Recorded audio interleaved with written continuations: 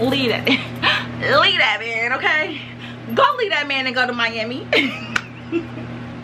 Hey guys, what's good? Welcome back to another video. I'm Nisha Danielle, if you did not know that, but if you are a returning subscriber, hey girl, hey, thanks for coming back to check out another video. And today's video is basically going to be about my 3-month update on my BBL that I just recently had in June.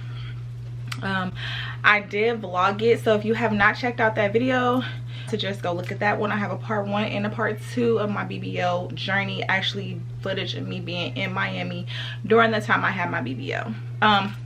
So this video is just basically, I guess I'll say, a part 3 of my experience and actually talking to you guys about my experience and what's been going on, how I've been maintaining my body and what I've been doing. So June 3rd is when I had my BBL down in Miami. I did go to Jolie plastic surgery. I had a great experience with Jolie. My coordinator was bomb. Her name was Alondra. And I didn't have no bad experience. So I just wanted to put that out there. You're gonna hear so many stories when you start this journey, but just stay on top of your research, do your research for you, and do what makes you happy. Don't listen to anyone else because everybody's experience is different. So I just want to throw that out there. Okay, so let's rewind. let's rewind. I think I put my deposit down. It all started in like October, November. I decided I've been wanting to get a BBL, but I just like never like had the courage to just do it. But in November I decided to put some money down and put some money down on deposit. Originally I think it was, who was I gonna go to first? Wherever this, I think it was Mia Aesthetics is where I was gonna go at first, and they kept my deposit, but I gave them a $250 deposit. Also, it was non-refundable, so I lost a lot of money just by changing my mind and deciding if I was gonna do it or not. So keep that in mind. Those majority of the deposits are non-refundable. We're gonna start with massages. Those massages, when they have to open up your incisions, Lord, that stuff hurts so bad. And they only did it in Miami. When I came home to get my regular massages, they don't open your incisions because I think you can't open them after 4 days or you'll have some complications. So like those first 4 days, oh my gosh, they was opening them incisions with like a long, it was like a long wooden Q-tip. It looked like a Q-tip just with a long stick, and they would stick that in you and turn it and open up your little incision, and all that fluid and blood and stuff will come out. But let me tell you, it hurts like a motherfucker.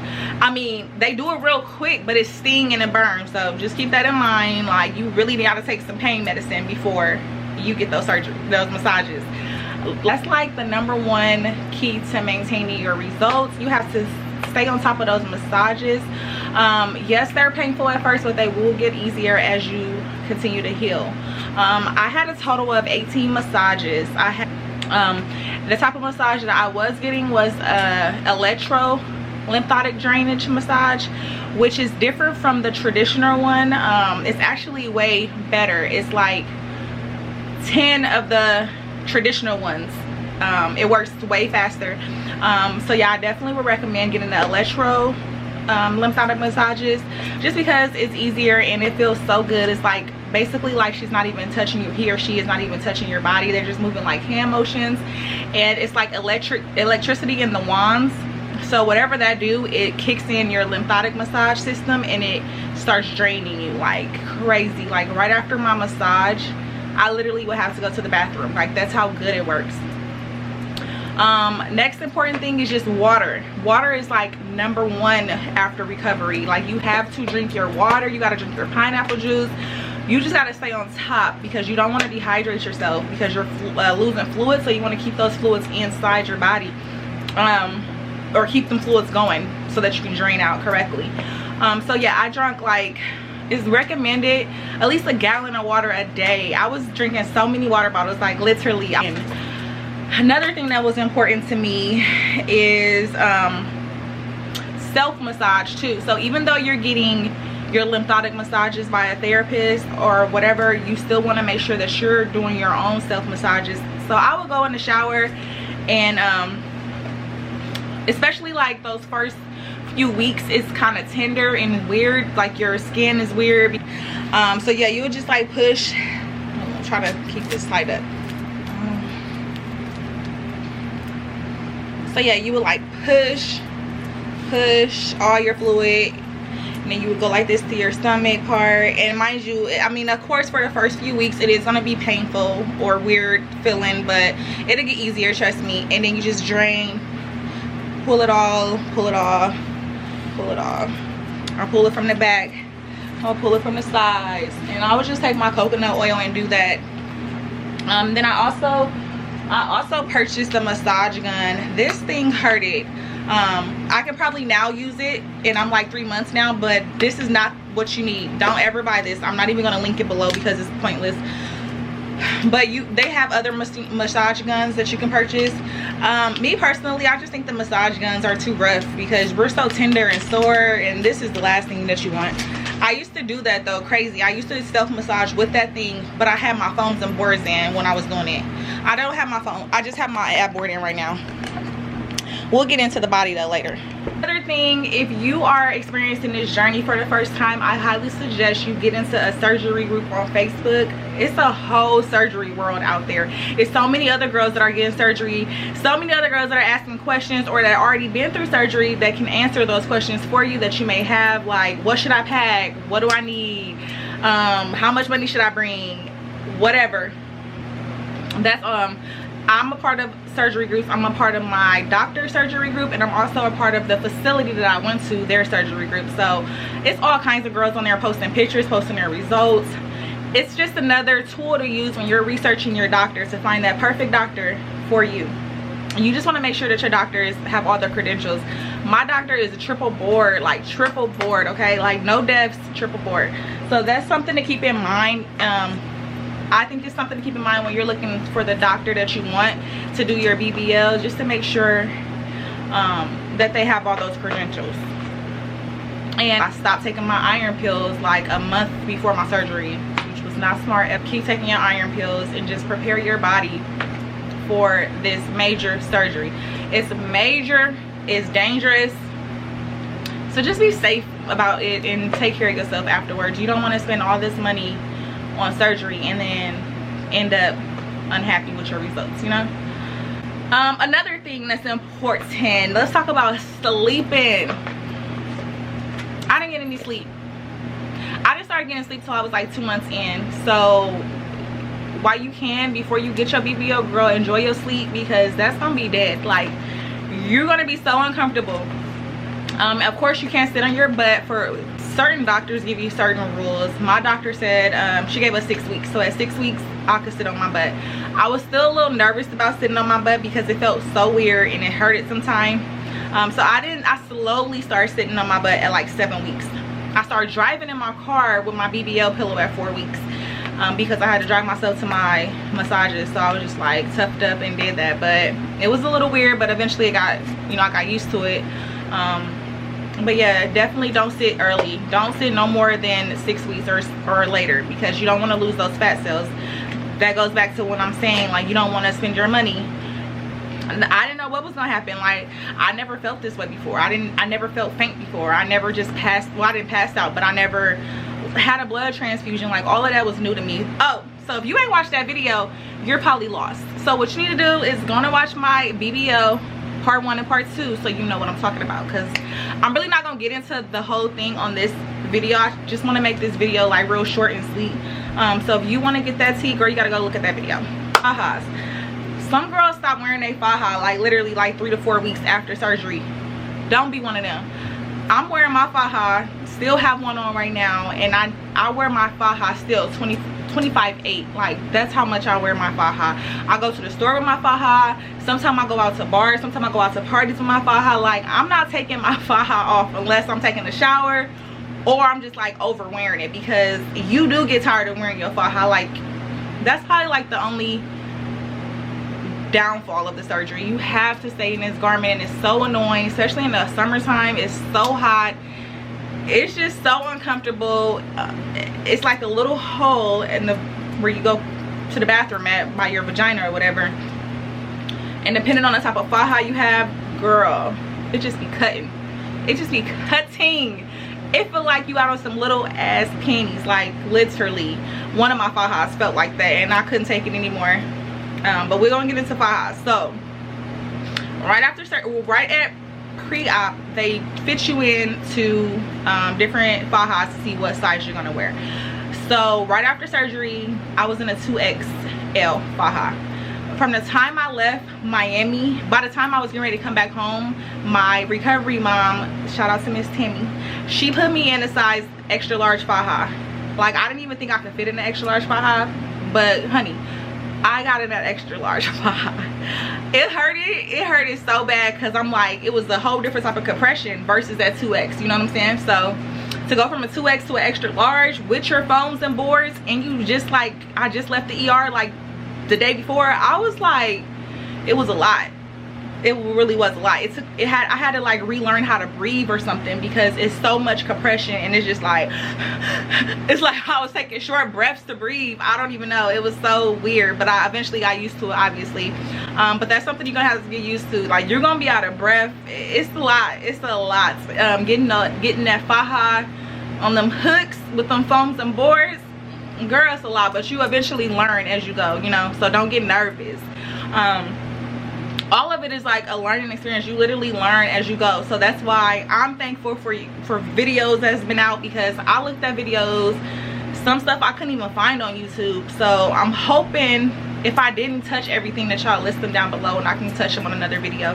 But this is just random stuff that I'm thinking about, that I was just thinking about posting in the video, to just give you guys ideas, because I know a lot of you guys have questions. I really didn't talk about it in my vlog, because I was like going through the most, as y'all can see. I really didn't have time to talk through my vlogs as much as I wanted to. So that's why I'm here today, to talk to y'all. So yeah, fajas. So that's considered my stage 1. The faja they gave me at the facility, and my recovery mom. I would say that's the stage 1. The 2X to the extra large is kind of like a stage 1. So stage 2. I didn't get into my stage 2 probably until like 3.5-4 weeks after. And then I moved to a stage 2. I got my stage 2 from the TheFajaDoctor. She's on Instagram at TheFajaDoctor. You can find her. She has her own link to an Amazon store where she picks out the best Amazon fajas that she recommends for you to get, and she'll alter them for you. Of course, you can go to like a seamstress or wherever to get your faja altered, but I mean, I didn't want a chance being botched, because I'm from a little small city and not a lot of people in my place know how to alter a faja.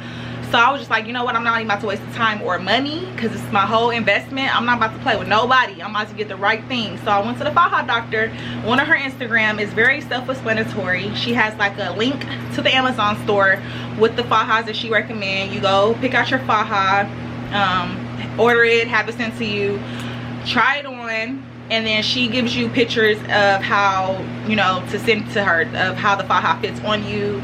You send in your measurements. The TheFajaDoctor make you take measurements of just your hips. So when you're looking on Amazon for a faja, she only wants you to focus on your hip size, not your waist, because obviously she's, you know, altering it in for you, so the waist doesn't really matter. And she has them for big hips, normal hips, all types of hips, okay? My hips are a size 48. Yeah, they were size 48, so I had to get like a 4XL faja. So yeah, it was big as heck. It was so baggy, like at the waist, because obviously my waist isn't that big. So I would send her pictures of me in my faja, like holding it to show how much room I got. I will hold it at the bottom, and you know, I'm gonna insert pictures and clips of the pictures I sent to her and how she wants you to pose for the faja somewhere. So yeah, I sent them to her. She sends back a like a message saying, okay, go ahead and ship your faja. So once you send in your measurements, take pictures of your faja, you and your faja, how much room you got, then you'll go ahead, mail it to her. She'll email you back or message you back when your faja is sent to her, and when she's beginning to work on it, she'll message you. And then when she's done, she'll send you a picture of your faja, and you cash app her or however you send her the money, and then she'll send it back to you. I did pay for shipping it back to me. I think it was like $5. And her prices is really reasonable. Like, she has 2 different alterations you can get. You can get the 360 one, or you can just get the, I think it's just like the regular like some fajas don't go all the way down to your crotch and some do. The faja I had went all the way down to my crotch because I wanted to make sure like I'm completely flat all the way down. So I paid for the 360 one, which was like $80. So I think that's the highest one. And then right under, I did wear that faja for a month. Once I got to like my 2.5, almost 3 month, I ordered Tributo. That faja came, which is the one I'm currently wearing now, but I'm waiting on another one to come because this one, so when you order from Tributo, they want you to measure your torso, your waist, your hips, your thigh, like all that. But I mismeasured my torso, so yeah, I'm ordering another one because if y'all see, like, let me see, torso. So I just thought like, well, maybe this is my size, but no. Like, look, okay, I have a shirt up under this. I thought it was gonna stay up, but it didn't. It's like a halter top bodysuit or whatever, but it's gonna fall down, so that's why I got this black shirt up under it. But anyways, you see this? I don't like it. That's how you know it needs to be raised higher. Like, all this, it needs to come like all the way up here. So I ordered another one. It should be here before the end of the month, but it's still doing what it needs to be done. Like, it's still snatching me. It's definitely snatching me. I did order extendos. So this is considered a stage 3 faja. So the TheFajaDoctor was a stage 2, and this one is a stage 3 with extra high compression, and this one has rods in it. And I don't need foams, but I do have my ab board in here just to, you know, keep me flat. I love this faja. This is like the money, this is like, what do you call it, not a waste of money at all. Like, I highly recommend it. I highly recommend it. And the one that I got is extra high compression, so it's extra high compression, so you can only get it when if you're 2 to 3 months post-op. So that's why I got it. I'm like, well, I'm 3 months post, well, at the time I was 2 months, and I'm glad I got it because I had hard, but I'm glad I did get it because I had like hard spots on my side from just not enough compression from my TheFajaDoctor faja. She could have bought it in more, but like I said, I was just over it because it was too tight, and I wanted something that was like really comfortable because it's something that you're gonna wear all day long, so you want to be comfortable in it. I didn't want to be uncomfortable, and on top of that, I wanted to be able to wear my faja with like certain dresses and certain outfits. And the faja I got from the TheFajaDoctor, it had straps, and you could see it just wasn't cute. This one is strapless, as you can see, and you can wear it with like dresses and halter tops, and they won't even know you have a faja on. So yeah, I highly recommend Tributo. I love this faja. When my new one get here, I'm gonna do a video on that one as well, me trying it on.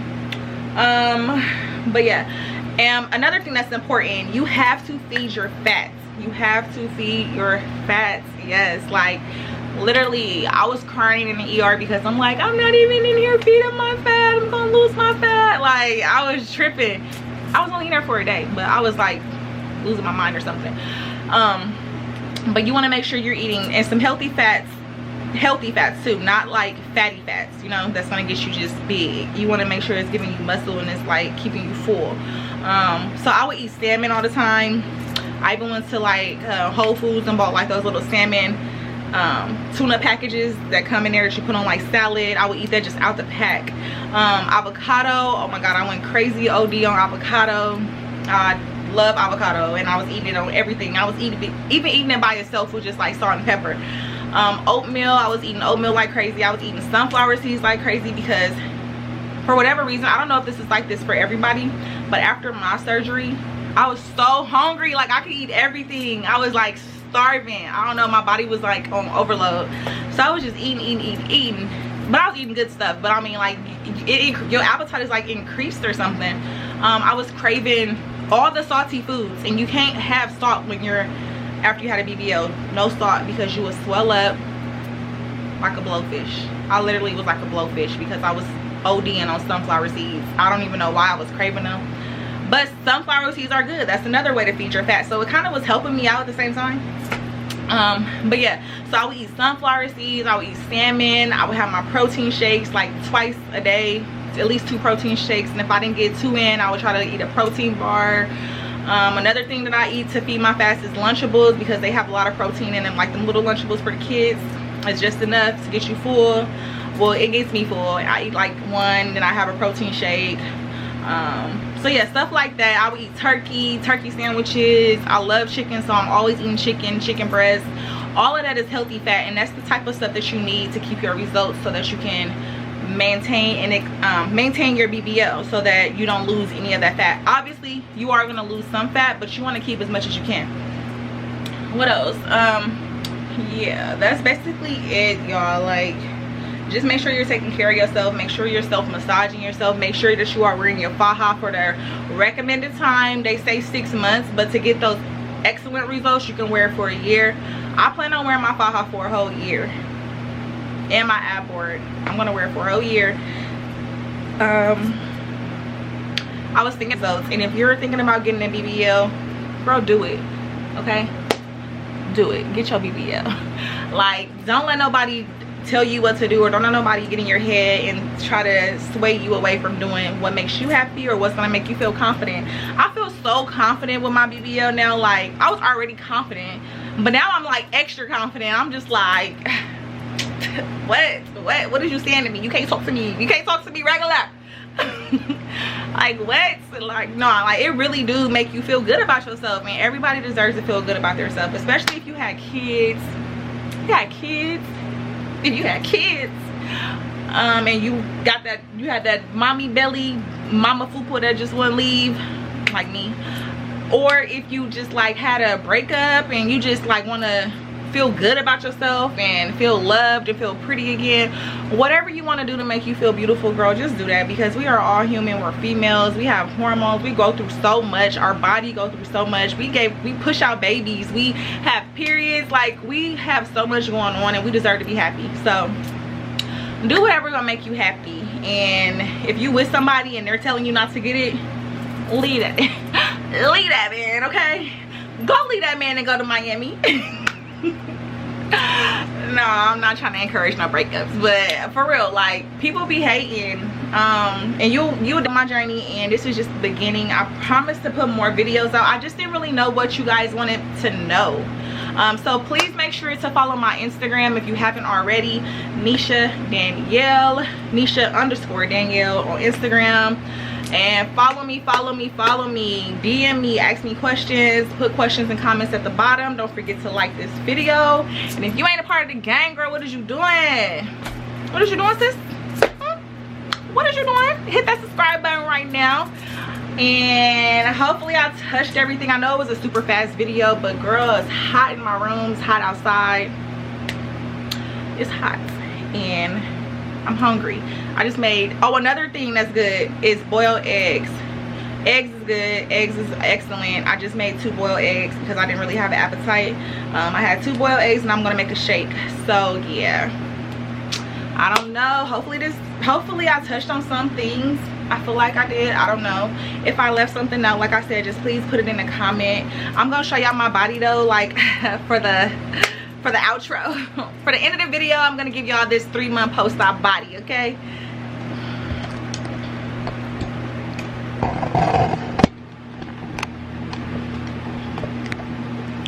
So like I said, this is my Tributo faja. Just disregard it, because I'm gonna show y'all another one when I get my new one. Because they're not, you should not have all this extra like hanging. You just shouldn't. But yeah, this is my faja. And this is what I look like. Hopefully y'all can see. My waist is so snatched. For like a long, like I think the longest I stayed out of my faja was like 2 days ago. It was washing, and you have to wash this faja by hand. It took forever to dry, like forever. So when you're out of your faja, it's like a burning sensation. Like, oh my gosh, it burns. Like, I don't even know. I feel like somebody has a lighter on your skin when you're not compressing. So I don't even see how girls cannot wear their faja, because you feel like you're burning all day. So that's just important. Just make sure you wear your faja. 25/8. I hope I touched everything. I know this video was all over the place, probably in real fast. I'm sorry. But just make sure y'all comment and follow me on social media. Don't forget to give this video a thumbs up. I'll see y'all in my next one.